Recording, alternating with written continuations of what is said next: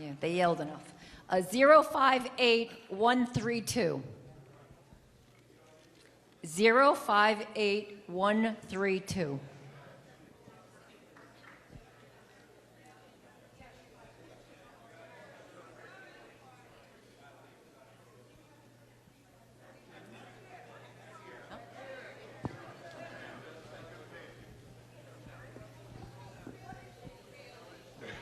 State your name first before you speak. Sue Ridge. Oh, I can't hold it? Okay, my question, I want to follow up on the last question. You've told us what the administration should do. Our question to you is, what is Congress going to do to help enforce what should be done by the administration?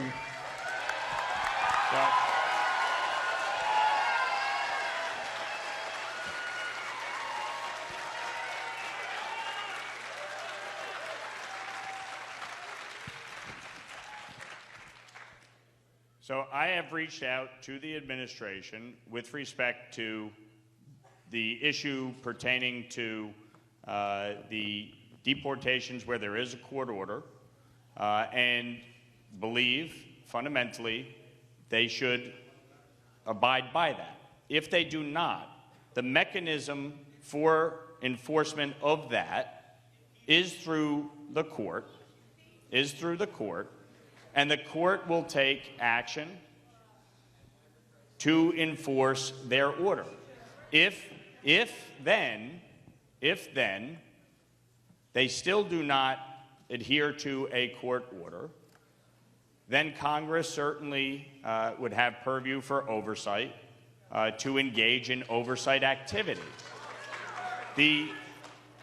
But on that particular case, the Mr. Abrego-Garcia case, the president was actually asked about it yesterday, and he did say that they should abide by it.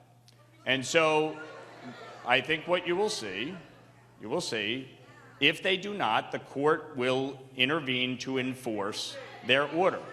And folks, that is the process. That is the process. The court has a court order. The court will be the one that intervenes to enforce their court order. That is the process by which, as co-equal branches of government, we undertake. If they do not then abide by it, Congress has oversight responsibility and should utilize it.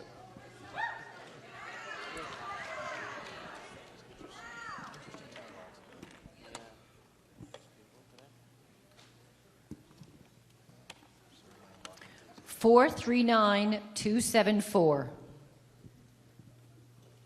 439-274.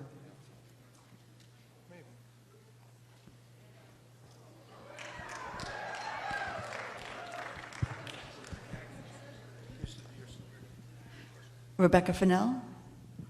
I have a rather different topic, so I apologize if people don't want to change the subject at all. But my question is about RFK Jr., for whom I assume I'm pretty sure you voted for him, and I wonder, do you honestly? I did not. The Senate is the one that confirms. Oh, that's true. That's true. I'm sorry. But do you think, I apologize for that, do you think he is the right man for that job? And do you approve of what he has been doing and the changes it's going to make to our medical care?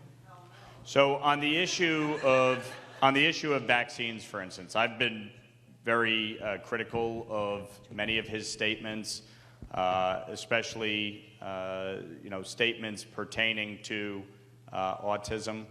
I think obviously it is certainly something that all of us should want research on causes of autism, or why we have seen over the last 20 plus years a significant increase in the number of autism cases.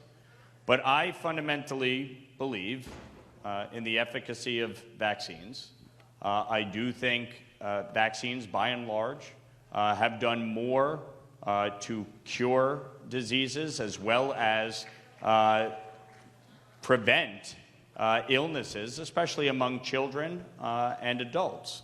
And so I think it is imperative when we're talking about vaccines that we do so based on the science.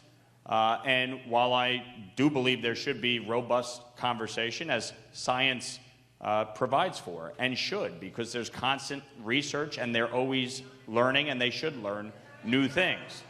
When it comes to our food, I do actually agree with many of the things he has talked about and some of the harmful impacts that some of the dyes, for instance, in our food.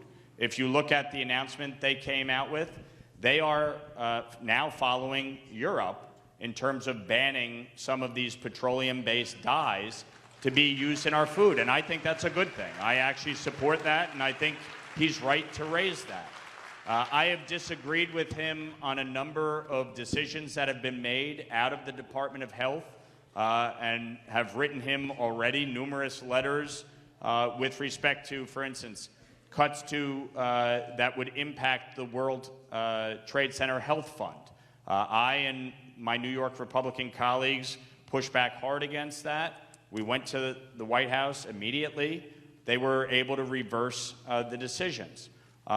When it comes to, for instance, cuts to HIV funding, I have been opposed to that. The fact is that eradicating HIV is something we should all support. It is something that is vital not only around the globe when you look at programs like PEPFAR, but it is critical for our LGBTQ plus community here in the United States and around the globe.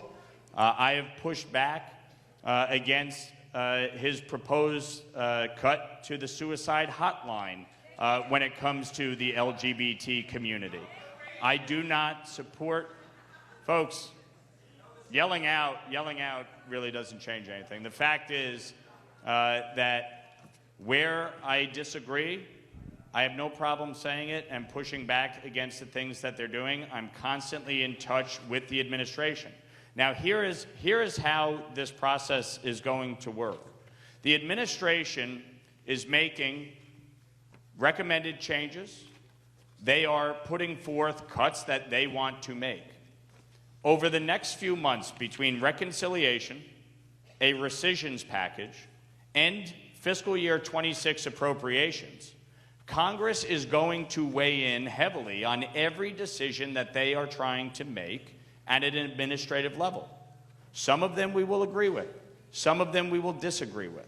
Some of them will require folks like me pushing back against it. And that is the process that is undertaken when the administration seeks to withhold funds or cut programs. Through these layers that we're dealing with right now, reconciliation, rescission, and appropriations, that is where we are going to be weighing in heavily, in addition to the oversight that the committees engage with on a weekly basis.